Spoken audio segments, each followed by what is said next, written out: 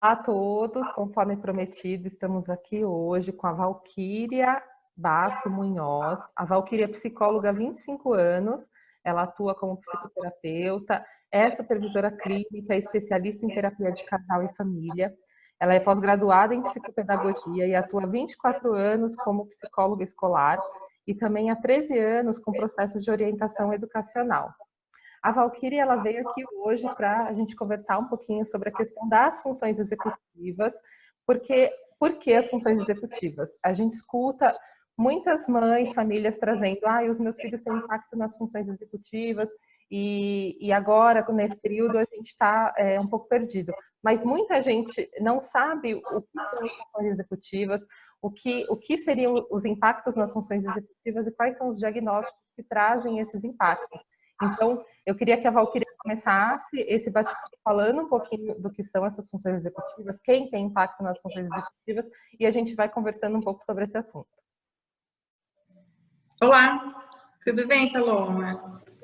Eu quero agradecer no primeiro momento, o convite. Fiquei muito lisonjeada em poder participar do projeto, que eu já conheço há algum tempo. A gente atua na área, sabe o valor desse trabalho para a sociedade, para as mães de forma geral e para a sociedade como um todo. Então, eu quero agradecer e dizer que estou bastante lisonjeada com o convite.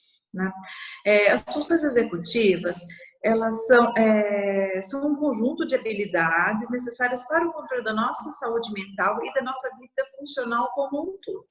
Elas coordenam a realização de atividades, todas as atividades diárias, e principalmente elas são indispensáveis à nossa vida, porque ela regula o nosso estar no dia a dia, e como nós manifestamos a nossa capacidade através das nossas atividades.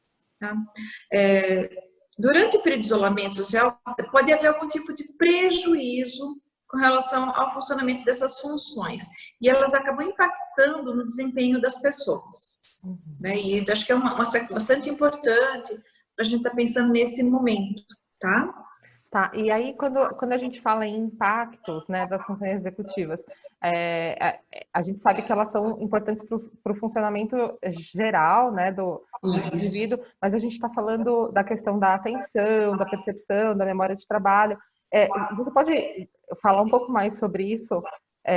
Quais são essas categorias? Sim, ela acontece assim, ela acaba tendo um prejuízo de funcionalidade mesmo. Os processos de atenção, eles têm um procedimento, a percepção também, a memória. Então, são procedimentos que fazem com que essas funções tenham uma boa aplicabilidade, uma boa produção, digamos assim. Quando você muda uma rotina, quando você muda um repertório de vida, isso para nós que não temos, teoricamente, grandes dificuldades, ela já acaba confundindo um pouco essa produção, essa funcionalidade. E no caso das crianças ou das pessoas de forma geral, quando você muda essa rotina, ela acaba entrando em conflito, porque você já tem todo um funcionamento que já está estruturado. Então, quando você mexe nessas estruturas, elas ficam confusas, digamos assim, elas se perdem um pouco. Por isso é que a preocupação com esse momento, E aí as famílias que têm esses desafios já, normalmente, e agora, mais ainda, por conta do isolamento, como a gente comentou, o que você acredita que seja adequado que as famílias possam desenvolver em casa, Aí talvez seja um pouco diferente de acordo com a idade ou não, mas que as famílias podem fazer em casa para ir treinando, porque a criança, ela que tem um impacto nas funções executivas, independente do diagnóstico que ela tenha, ela faz alguns processos terapêuticos, ela vai na terapia, ela faz treinamentos, e como que as famílias podem fazer isso não saindo de casa? Tá. De fato, Paloma, nós estamos num momento bastante frágil da sociedade, que a rotina que antes era previsível, de repente, ficou totalmente conturbada e tem afetado a todos nós. Então, inclusive, as famílias que não têm filhos com nenhum tipo de comprometimento. Então, já ficou, a sociedade já está num processo de maior ansiedade, de preocupação. Então, o clima emocional da sociedade, das famílias, das casas, já está conturbado. Para as crianças que não têm prejuízos nessas funções, já pode haver algum tipo de comprometimento. E para as crianças que têm, isso fica mais evidente. Não é? Por quê? Porque as funções executivas são essenciais para aprimorar as funções cognitivas. Ou seja, tendo em vista que esses conjuntos de habilidades são interligados, você tem um prejuízo aí nessa funcionalidade e o desempenho delas acabam sendo prejudicado. Então, o desenvolvimento das crianças, que teoricamente não teriam nenhum tipo de comprometimento, já se torna assim prejudicado. Então, a gente já entende como sendo indispensável que haja uma manutenção. Por isso, que se ouve tanto falar nas entrevistas ou nas redes sociais, ou até mesmo nas leituras, a importância de manter a rotina, ainda que não seja a mesma que as crianças ou as pessoas estavam habituadas. Porque a rotina, ela de alguma forma, ela mantém essa estrutura funcionando. Quando você tem uma criança que tem um prejuízo ou que tem uma necessidade importante para relacionar a isso e que passa pelos atendimentos, esse cuidado ele tem que ser muito maior, porque ele é algo que tem que ser treinado constantemente para que ele atinja uma maior, para que ele seja otimizado, digamos assim, né? De forma que o cérebro não perca esse funcionamento, que ele possa trabalhar dentro do seu melhor, do que ele tem para oferecer, ele ofereça o que ele tem de melhor no sentido de trabalho, né? Da estrutura dele mesmo. As famílias, nesse caso, têm um papel imprescindível, né? Repentinamente, os pais tiveram que dar conta das demandas profissionais em casa, muitos deles, outros não, mas as demandas do funcionamento da casa e com a preocupação de manter essas crianças ocupadas e de forma positiva, não é simplesmente chegar lá e oferecer uma porção de coisas para essa criança fazer. Independentemente do esquema que essas crianças estão inseridas com relação ao contexto escolar, é fundamental que haja algum tipo de disciplina, para que a criança não perca esse treino que ela já adquiriu através do trabalho com os profissionais. Então, a família sempre teve um papel muito importante, que você sabe, mas agora muito mais. E claro que fica difícil para os pais, as famílias não necessariamente têm que saber treinar seus filhos, né? Mas através de uma situação organizada, onde ele possa oferecer um planejamento das atividades, ter uma rotina no sentido de horários para estudar, horários para alimentação, horários do sono, o que de certa forma já faz parte do nosso dia a dia, deve ser mantido. E, se possível, fazer isso de forma visual com a criança. Se a criança é pequena, talvez através de desenhos, cartazes, ilustrações, né? Construídas junto com essa criança, para que ela possa entender. Talvez essa questão visual é bastante importante, porque nós entendemos que as crianças, de forma geral, os jovens, precisam ter autonomia, né? Ele precisa ser um ser autônomo. E para essa construção não há outro caminho que a criança se apropriando, ou o jovem se apropriando daquilo que te pertence enquanto vida, né? Então, a construção junto com a família é fundamental. E a manutenção das tarefas, o que algumas vezes não tem sido muito fácil para as famílias, porque grande parte, né, dos pais não tem essa formação, ou às vezes nem tem sequer essa habilidade. Então, além dessa rotina, para essa questão escolar, da alimentação, do sono e tudo mais, a família pode e deve manter outras questões que podem ajudar na estimulação das funções executivas. Então, por exemplo, jogos. Claro que nós vivemos numa era onde os jogos virtuais, né, os videogames, etc., são a menina dos olhos, né, digamos assim. Mas é extremamente importante, se a família tiver a oportunidade, sei lá, uma vez ao dia, de ter um jogo mais próximo à realidade dele, um jogo de tabuleiro, por exemplo, um jogo de quebra-cabeças, algo que estimule de alguma forma a questão da atenção, da memória, da afetividade. Então, jogos relacionados a brinquedos de casinhas para as meninas, né? Atividades se tiver um quintal, for possível, de repente mexer com terra, com baldinho, coisas que remetam à questão motora. É bastante importante. Então, os jogos e as brincadeiras criativas que nós chamamos, né? Tipo massinhas, desenhos, pinturas, coisas desse tipo. Sim. você estava falando da rotina, né? E uma das coisas que a gente vem falando bastante é a questão, assim, eu vou fazer uma rotina para criança, mas a minha rotina também mudou, né? Então eu preciso reestruturar a rotina familiar e não é que isso vai ser o que vai reger daqui para frente, vai ser nesse período, né? Então eu percebi que assim essa questão da rotina em si, muitas mães ouviam falar, mas como é que eu vou fazer uma rotina para o meu filho se a minha rotina mudou totalmente, né? E aí uma das coisas que a gente vem falando é assim, não, vamos fazer uma nova rotina então para todo mundo, para a família inteira, porque daí a gente encaixa essa nova rotina da criança dentro desse contexto, certo? Isso.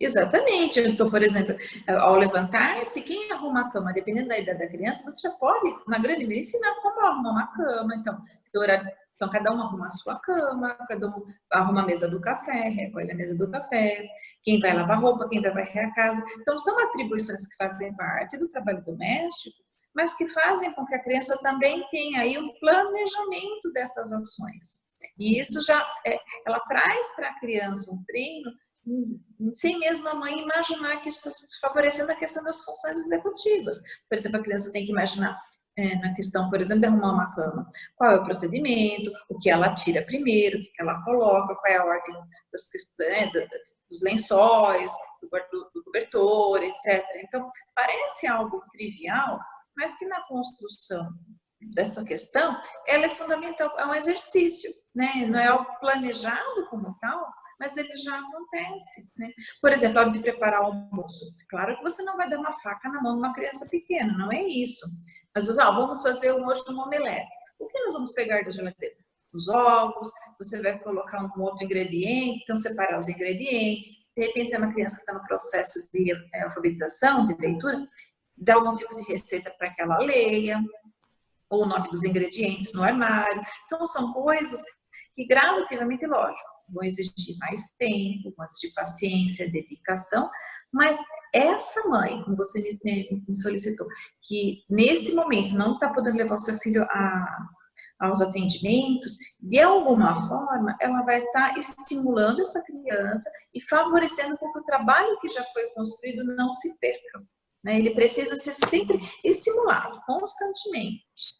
Né? Assim como Valquíria, outras coisas. super importante isso, a questão que você estava falando de dar autonomia, e aí eu vou contar um pouquinho de uma experiência que a gente teve aqui em casa, que eu aprendi muito, né? Como você sabe, né, eu tenho uma filha atípica e a gente precisou entregar funções para ela. Só que no começo, funções que ela não tinha, uma para fazer esse treino e outra para ajudar nosso dia a dia, porque estava muito conturbado. E no começo, a gente pedia, né? A gente sempre pediu para ela arrumar a cama, depois que ela levantasse, até tinha uma plaquinha do lado da cama dela, lembrando que ela precisava arrumar a cama. Mas existiam dias em que a cama bagunçava muito mais do que o normal e que ela falava que ela não conseguia, né? E eu acabava acreditando que ela não conseguia e fazia aquilo por ela. E o meu marido, nesses dias todos, ele adotou um método que no começo eu não estava concordando muito, porque ele falou assim, não, ela consegue sim, ela vai conseguir. Então, se ela não consegue, a gente vai ficar 2, 3 dias ensinando ela, quando a cama estiver assim, que ela consegue. E depois a gente vai ter paz, um pouco mais de paz, porque daí ela vai conseguir. Então, assim, às vezes dá um pouquinho mais de trabalho no começo, mas depois você também ganha. Não é só a criança que ganha, é a família como um todo, né? Porque daí a gente vê que ela tem essa condição de fazer isso, enquanto o tempo que eu gastaria para arrumar a cama dela não está sendo mais necessário, ela está fazendo sozinha. E aí eu aprendi que eu preciso acreditar que ela é capaz, independente de qualquer coisa, né? E eu queria que você falasse um pouquinho, se você pudesse, sobre essa questão do acreditar no filho, né? Na potencialidade que ele tem, independente dos impactos que possam acontecer nas funções executivas, mas a gente acreditar, né? Isso. Não, você tocou no assunto extremamente importante. Muitas vezes a intenção das famílias não é que a criança não aprenda, é um cuidado. Você fala, não, eu estou cuidando, ela não precisa fazer isso ainda. E a gente se esquece de que a criança ela tem um desejo enorme de se apropriar dela mesma. de ser ela, né? De se construir enquanto alguém autônomo. E lógico que vai ter assim, uma certa acomodação que nós proporcionamos, né? Em muitos momentos nós assim temos uma tendência a olhar para o nosso filho, é o nosso bebê, né? Só que esse bebê vai para a vida e daí eu não vou estar lá nem sempre, né? E nem é o nosso papel mesmo, né? Então assim, essa coisa do acreditar que eu fiz um bom trabalho, que eu tenho feito um bom trabalho e que ele tem as potencialidades dele, ainda que seja um filho atípico, né? Porque, como você sabe, existem as mais variadas naturezas para isso. As crianças com os seus diagnósticos ou não, todo mundo tem que viver de alguma forma dentro das suas limitações. E o que as limitações? Um diagnóstico, ele não tem como dimensionar o quanto esse ser vai conquistar para ele, né? Na vida, no mundo, no universo. Então, assim, essa coisa da gente permitir que ele vá para a vida, que ele cresça. E eu entendo que é muito mais um trabalho interno nosso, né? Às vezes bate uma insegurança, um pouco de ansiedade, eu preciso terminar logo essa tarefa. Ou então, ai, coitadinho, ele tem que fazer isso. Coitadinho, ainda bem que ele tem capacidade, às vezes, até de me enrolar, né? Na hora de fazer essa atividade, né? E ele vai se sentir tão capaz, né, por estar fazendo aquilo, que isso vai trazer uma autoestima muito grande para ele, né? E essa autoestima é compartilhada no ambiente familiar também, né? Melhora extremamente essa questão da autoconfiança, né? Faz com que ele se sinta mais feliz de ser ele mesmo, autoconfiante dele, se sente pronto para enfrentar outros desafios, e é isso que vai fazer com que ele acredite nele, né? Quando um filho ou uma pessoa não se acredita, ela não chega a lugar algum. Sim. Né? Então a gente sabe que não é fácil, mas não podemos desistir, né? Exato.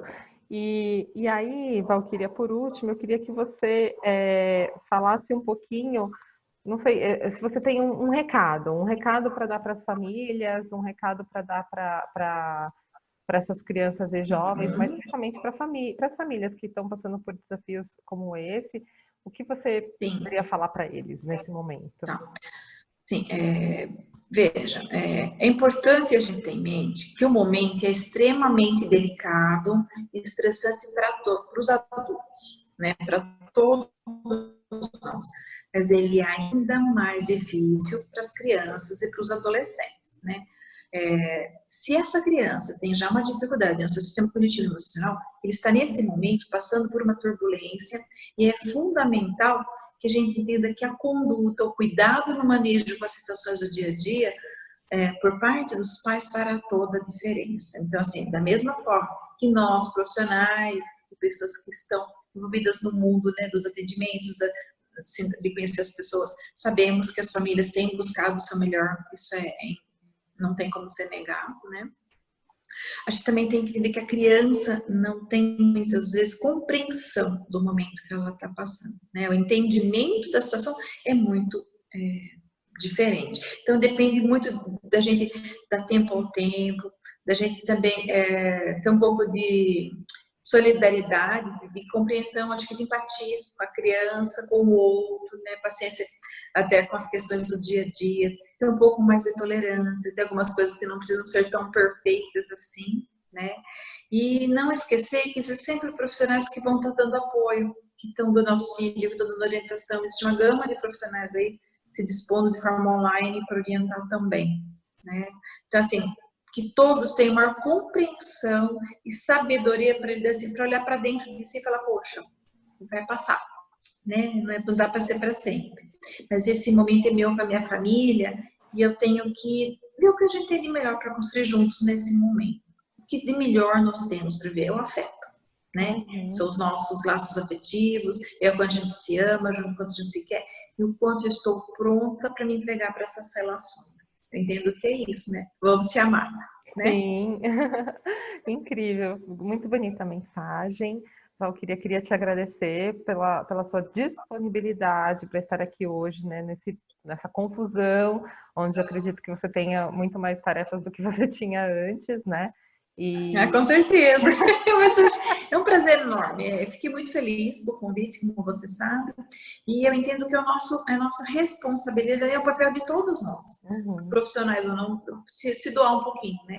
se a gente puder fazer diferença na vida de alguém, já vai ser bastante importante. Obrigada pela oportunidade, viu, Paloma? E Imagina. parabéns pelo seu projeto. Ah, obrigada. Eu que agradeço, né? E também avisar o pessoal que estiver assistindo a gente para curtir as páginas do nosso Aldeia, tanto no Facebook quanto no Instagram, e se inscrever no nosso canal, porque a gente está o tempo todo compartilhando esses conteúdos e vocês conseguem ver quando vocês se inscrevem, porque daí vai a mensagem automática avisando do novo conteúdo, é super importante.